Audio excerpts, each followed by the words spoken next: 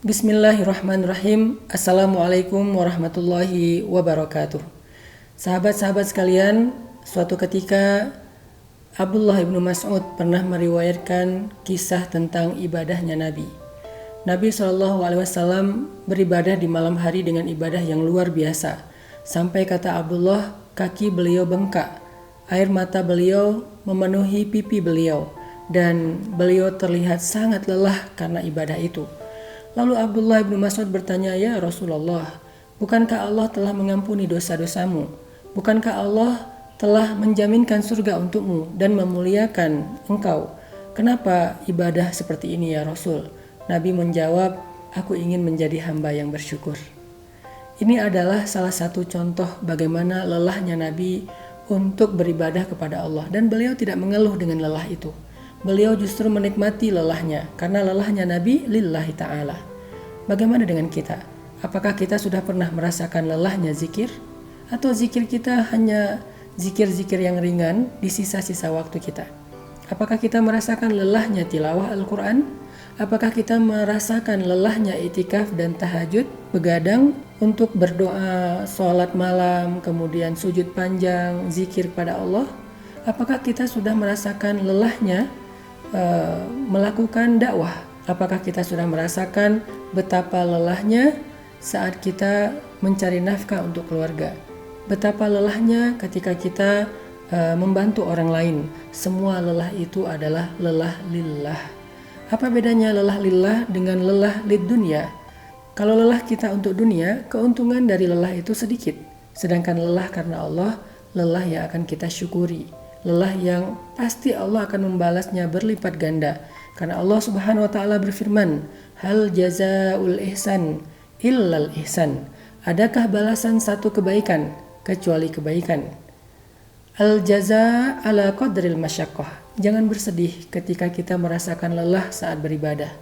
Ketika kita merasakan ada masalah saat kita beramal soleh. Ketika kita merasakan beban dan ada rasa berat yang luar biasa untuk melakukan satu kebaikan.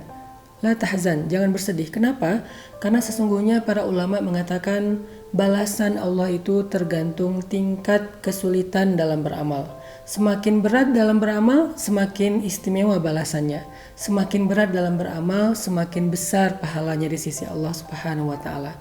Jadi kalau kita ngerasain sholat kita lebih berat daripada orang lain. Kenapa?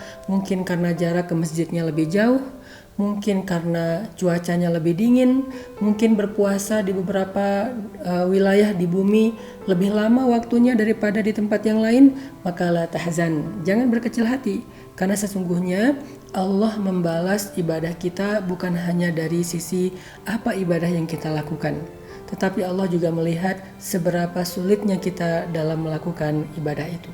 Orang yang tinggal di negeri musim panas saat berpuasa, sehingga puasa mereka lebih berat daripada berpuasa di Indonesia mungkin yang stabil, maka sesungguhnya pahala puasa mereka lebih besar daripada yang lainnya. Orang yang melakukan ibadah haji dengan susah payah menabung, kemudian perjalanannya juga jauh dan penuh dengan ujian, maka dia mendapatkan pahala haji yang lebih besar daripada orang yang berhaji dengan cara yang mudah. Orang yang sholat berjamaah di masjid, maka bukan hanya pahala dari sholatnya yang Allah hitung, tetapi pahala dari lelah dan jauhnya perjalanan dia dari rumah ke masjid.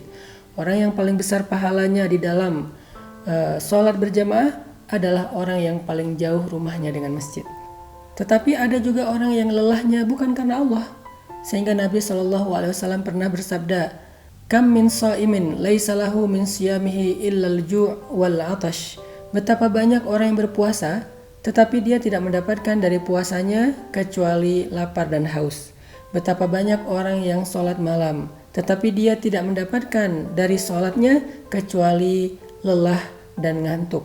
Kenapa mereka merasakan lelah tetapi sia-sia? Karena ibadah mereka, lelah mereka bukan lillah, bukan karena Allah. Puasa mereka bukan karena Allah. Sholat malam mereka bukan karena Allah. Zakat dan sedekah mereka bukan karena Allah. Ketika mereka memberi makan orang yang berbuka puasa di jalan, bukan karena Allah, tetapi karena manusia, karena ingin di-like, karena ingin posting, karena ingin di komen karena ingin dipuji oleh manusia, maka lelah kita menjadi lelah yang sia-sia.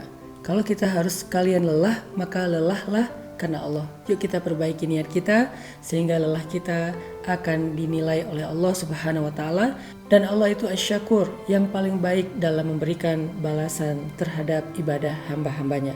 Barakallahu fikum.